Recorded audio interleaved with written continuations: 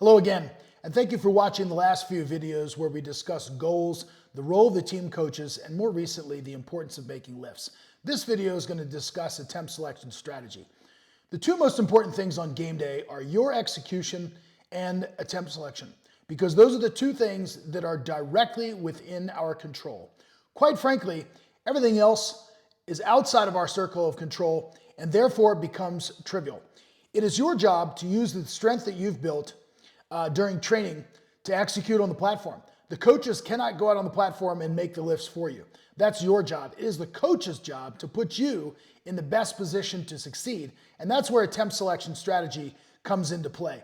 What we are going to do, collaboratively speaking, as I said, is in mid-February in preparation for Euros, and then again, for those of you lifting at Worlds in early May, we're going to be starting our athlete monitoring system, that is the AMS, where once weekly during your peaking block, you will receive an email from me with a link to a Google Sheet, and it will give you the opportunity to load in your heaviest training from the week and report back on your RPEs, the weight you lifted, the amount of reps, any niggles that you might have, your current body weight, so on and so forth. And it is an opportunity for the coaching staff to collect data on you. It makes it more easily as a one-stop shop for us to gather all of this information rather than we're tracking down 16 different Instagram accounts and searching far and wide for your videos.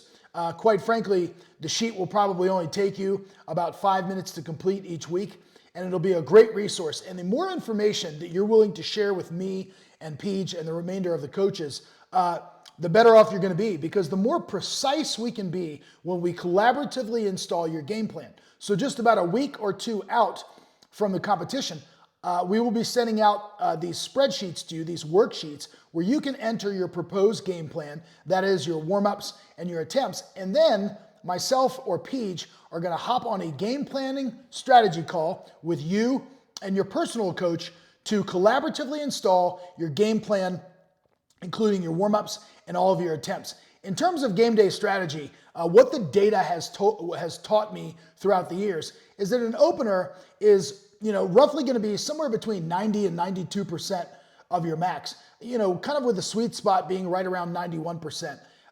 That's something that's easy. Nobody at this level is winning, Euros or Worlds with their openers. And what it is it's just something that gets you on the board, creates confidence, builds momentum, so on and so forth. And then the second attempt is typically somewhere between 95 and 97% of your max, again, with the sweet spot being on average about 96%. And that offers a good, solid attempt. It is a total building attempt. It is heavy enough that it scores you additional points. It scores you kilos, but it doesn't use up too much gas out of your tank that it precludes you from taking a solid third and building your total potentially with a PB, a record, but just securing more kilos with a nice solid third attempt. Again, we need not get too married to these percentages. I look at it this way. On game day, every single warm-up that you take and every single attempt is an audition for you. You're auditioning for the coaches. You are trying to prove to us that we can go up to the next attempt and that we can put the weight that you want on the bar. Likewise, each attempt for us is a diagnostic. It's a measuring device. We're able to measure and gauge how the weight felt. And then when you come off the platform and we huddle up, that is you, the athlete, the assistant coach, and myself or Peach, the three of us can collaboratively decide on what that attempt is. And that's where the strategy comes into play.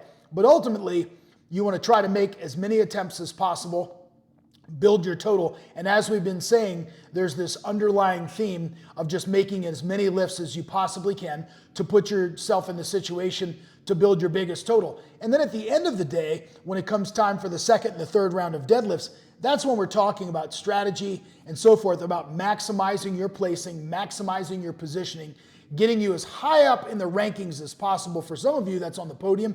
For some of you, it might even be winning.